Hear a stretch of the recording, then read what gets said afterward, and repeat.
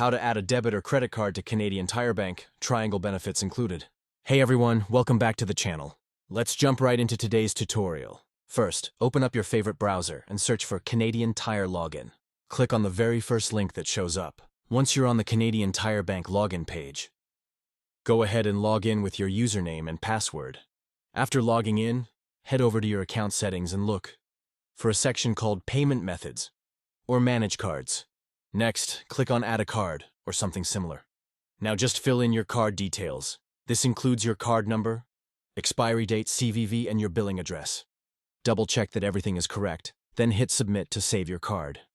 You might be asked to verify your card. This could be through a text or email confirmation, so make sure to complete that step. Once that's done, check your account to make sure the new card appears under your payment methods. You can also set it as your preferred card if you want. And that's it. If you run into any problems or have questions, feel free to contact Canadian Tire Bank's customer support for help. If you found this video helpful, give it a like, drop a comment if you have any questions, and don't forget to subscribe for more helpful tutorials. Catch you in the next one.